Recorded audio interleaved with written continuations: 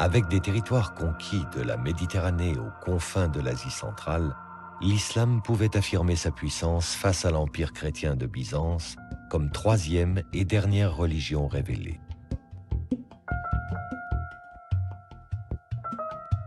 Il lui restait cependant à donner une véritable expression à cette puissance, mais dans une grandeur de l'islam liée à l'histoire du christianisme.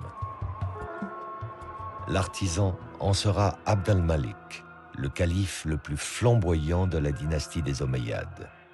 Il fit de l'édification des premiers monuments de l'islam et de la réforme du Coran les deux piliers de son règne qui débuta en l'an 685.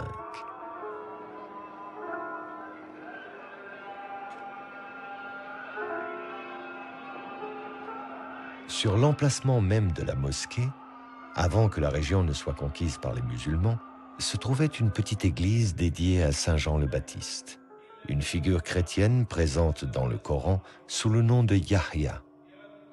Son tombeau fut gardé au centre de la salle de prière et il est toujours, aujourd'hui, vénéré par les musulmans.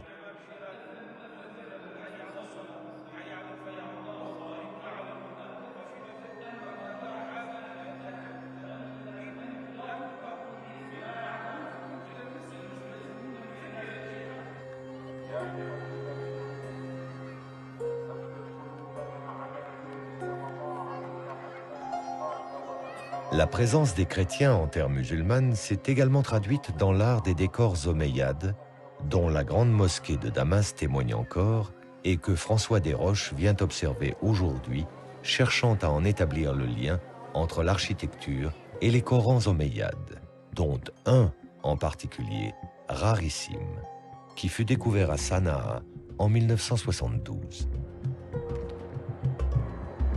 Les décors vont être sans doute la façon la plus directe de percevoir les changements qui sont opérés et qui introduisent une synthèse entre le savoir-faire des sujets chrétiens ou juifs de l'Empire arabe et les besoins des nouveaux maîtres. On fera appel à des artisans et des artistes chrétiens, certains qui seraient même venus prêtés par l'empereur byzantin, et les décors qu'ils vont installer sont bien sûr marqués par la culture qui est la leur, adaptés naturellement aux exigences particulières du monde musulman.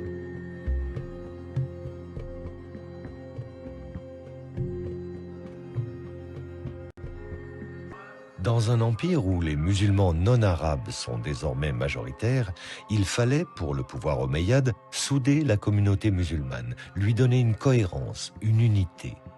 Comme lors des califats précédents, le Coran en sera l'outil, mais plus comme un simple aide-mémoire comme il a pu l'être jusqu'alors avec son écriture rudimentaire.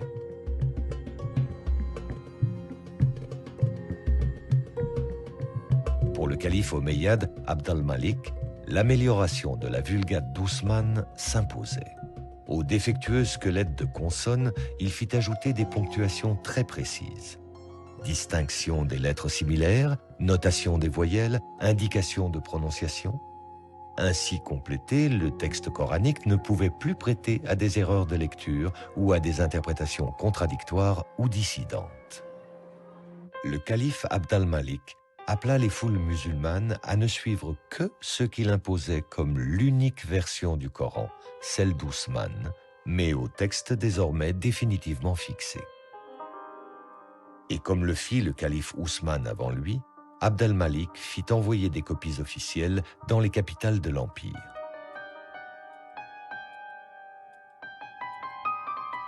Moins d'un siècle à peine après la disparition du prophète Mahomet, l'islam, au même titre que les deux religions révélées, détient son livre. L'œuvre du calife Ousmane et sa volonté d'un Coran unique et unifié sont enfin accomplies.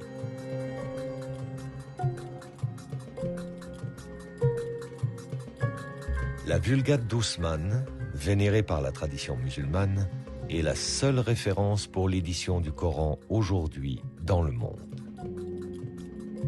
Mais l'histoire des origines du Coran n'a pour autant pas encore livré tous ses mystères.